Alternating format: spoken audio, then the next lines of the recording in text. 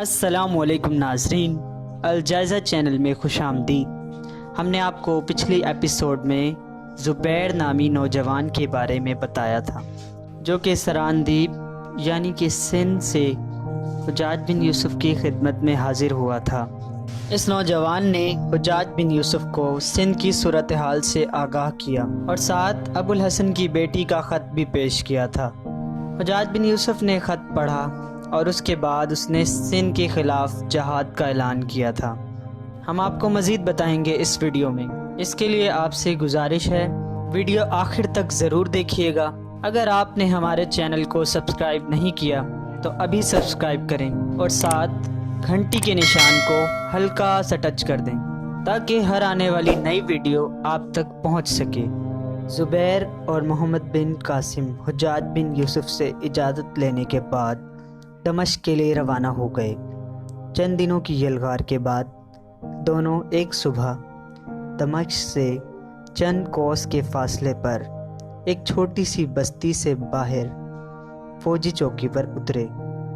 محمد بن قاسم نے چوکی افسر کو حجاج بن یوسف کا خط دکھایا اور تازہ دم گھوڑے تیار کرنے اور کھانا لانے کا حکم دیا۔ افسر نے جواب دیا، کھانا حاضر ہے جناب، لیکن آج گھوڑے شاید آپ کو نہ مل سکیں۔ محمد بن قاسم نے جواب دیا، لیکن ہمیں تو صرف 2 گھوڑے چاہیے۔ چوکی افسر نے جواب دیا، لیکن ان گھوڑوں پر امیر المومنین کے بھائی سلمان بن عبد المالک اور ان کے ساتھی کچھ دیر میں دمشق روانہ ہونے والے ہیں۔ چونکہ کل دمشق میں فنون حرب کی نمائش ہے، اس لیے ان کا آج شام تک وہاں پہنچنا بہت ضروری ہے۔ میں امیر المومنین کے بھائی کو ناراض کرنے کی جرات نہیں کر سکتا، وہ بہت سخت طبیعت کے آدمی ہیں۔ محمد بن قاسم نے کہا، وہ کہاں ہیں؟ چوکی افسر نے جواب دیا، جناب وہ اندر آرام فرما رہے ہیں، آپ ان سے اجازت لے لیجئے۔ کھانا کھانے کے بعد محمد بن قاسم نے دروازہ کھول کر اندر جھانکا۔ سلیمان اپنے ساتھیوں کے ساتھ دیوار پر ٹیک لگائے بیٹھا تھا۔ محمد بن قاسم نے سلام کیا اور اندر داخل ہو گیا۔ سلیمان نے پوچھا، تم کون ہو اور کیا چاہتے ہو؟ محمد بن قاسم نے جواب دیا، معاف کیجئے، میں نے آپ کے آرام میں خلل کیا، میں دمشق ایک ضروری پیغام لے کر جا رہا ہوں۔ سلیمان نے جواب دیا، جاؤ، ہم نے تمہیں کب روکا ہے؟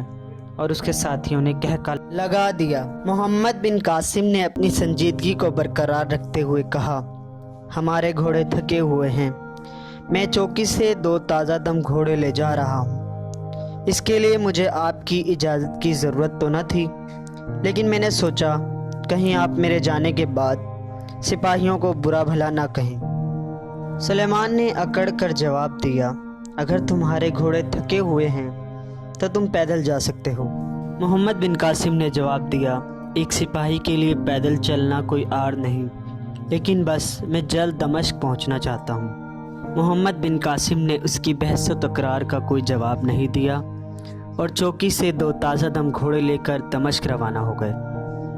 دمشق کی جامع مسجد میں نماز عصر پڑھنے کے بعد محمد بن قاسم اور زبیر قصر خلافت میں داخل ہوئے۔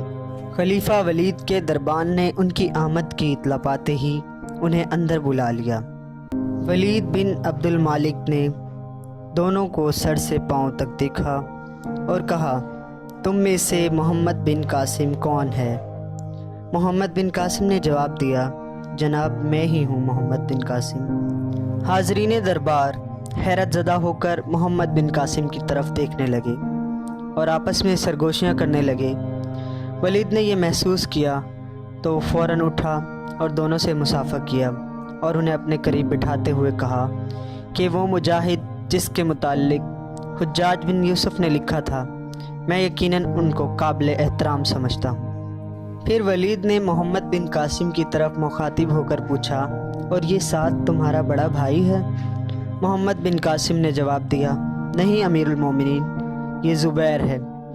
ولید نے زبیر کی طرف دیکھتے ہوئے کہا، میں نے شاید تمہیں پہلے کہیں دیکھا ہے، شاید تم سراندیپ کے ایلچی کے ساتھ گئے تھے، تم کب آئے اور وہ بچے کہاں ہیں؟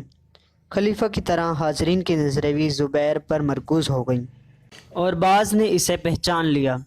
ज़ुबैर का तज़ब्ज़ुब देखकर मोहम्मद बिन कासिम ने जल्दी से हुज्जाज बिन यूसुफ का ख़त पेश करते हुए कहा, अमीरुल मोमिनीन, हम एक नहायत ज़रूरी पैगाम लेकर आए हैं, आप मुलाहिज़ा फरमा लें। वलीद ने ख़त खोल कर पढ़ा और कुछ देर सोचने के बाद हाजरीन से मुखातिब होकर कहा, सिंध के राजा ने हमारा जहाज़ लूट लिया है, सरांदीप से आने वाली बेवाओं और यतीम बच्चों को कैद कर लिया है। ज़ुबैर, तुम अपनी सरगुज़श्त खुद सुनाओ। ज़ुबैर ने शुरू से आखिर तक तमाम वाक़यात बयान किए, लेकिन दरबार में जोश व खरोश की बजाय मायूसी के आसार पाकर इख्तिताम पर इसकी आवाज़ बैठ गई। इसने जेब से रुमाल निकाल कर खलीफा को पेश करते हुए कहा, अबुल हसन की बेटी ने यह ख़त वाई बसरा के नाम लिखा था। हुज्जाज बिन यूसुफ की तरह वलीद भी ये ख़त पढ़कर बेहद मुतासिर हुआ। वलीद ने यह ख़त मोहम्मद बिन कासिम को दिया और कहा, यह ख़त पढ़कर दरबार वालों को सुनाओ। मोहम्मद बिन कासिम ने ख़त पढ़कर सुनाया। मजलिस का रंग बदल चुका था। हाज़रीन में से अक्सर के चेहरों पर जज्बात का तूफ़ान था, लेकिन वलीद की खामोशी देखकर सबकी ज़ुबानें चुप थीं। शहर का उम्र रसीदा काजी देर तक अपनी खामोशी को बरकरार ना रख सका। इसने कहा, अमीरुल मोमिनीन, अब आपको किस बात का इंतज़ार है? ये सोचने का मौका नहीं, पानी सर से गुज़र चुका है। वलीद ने कहा, काजी, आपकी क्या राय है? काजी ने खूबसूरत जवाब दिया। कहा, अमीरुल मोमिनीन, फ़र्ज़ के मामले में राय से काम नहीं लिया जाता। राय उस वक्त काम आती है जब रास्ते दो हों। हमारे पास तो एक ही रास्ता है।